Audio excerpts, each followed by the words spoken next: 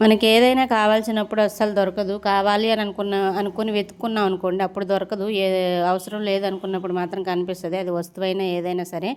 ఇక్కడ blouse piece cut చేస్తున్నాను కదా నేను. దీన్ని 3 ఏళ్ళు అయిందండి ఈ శారీ తీసుకొని కూడా. అది బాగా బ్రైట్ కలర్‌లో ఉంది.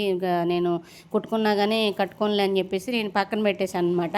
పక్కన పెట్టేసి ఇప్పుడు చూద్దాంలే ఒకవేళ ఏ శారీ కట్టుకుందామా అని ముందే ఆలోచించి చూసుకుంటాను నేను ఏదైనా ఫంక్షన్ ఉంటే మాత్రం.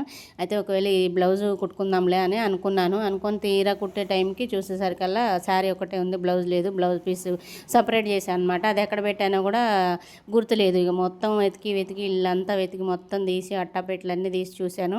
ఎంత వెతికినా బీరువాలో ఎన్నిసార్లు తీసి వెతికినా దొరకలేదు. లాస్ట్ టైం ఒకసారి చూద్దామని చెప్పేసి పైన ఉన్న చీరలన్నీ మొత్తం తీసి బెడ్ మీద వేసినప్పుడు కనపడిందండి. మొత్తం వెతకంగా కనిపించింది అనమాట. అమ్మాయి అనుకున్నా. ఏదైనా ఒక 2-3 రోజుల ముందే మనం చూసుకోవాలన్నమాట. లేదనుకోండి ఇట్లనే జరిగిద్ది. తీరా కుట్టే టైంకి బ్లౌజ్ పీస్ అసలు కనపడలేదు. ఒక రోజు మొత్తం ఎతకాల్సి వచ్చింది. మన చేతిలో పనే కదా, ఒక గంట కుట్టుకుంటే అయిపోతుందని అనుకుంటే ఒక్కొక్కసారి కుదరకపోవచ్చు. ఇట్లనే జరిగిద్ది. అందుకని మీకు చెప్తున్నాను అనమాట. ఈ మధ్య నేను చాలా మారిపోయానులేండి. అప్పుడైతే కొంచెం నిర్లక్ష్యం చేసి అట్లా కూర్చునేదాన్ని.